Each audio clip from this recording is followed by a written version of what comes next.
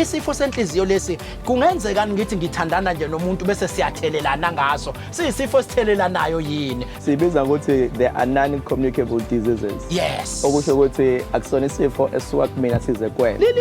yabo so uma unesifo senhliziyo doesn't mean ukuthi uma sikumena awuzozwa nje eceleni kwami noma soba ndawonye uzoba nayo yabo ngoba kade sisho nje ukuthi lesi is kahle kahle izifo senhliziyo isikhathi esiningi zifika ngokuthi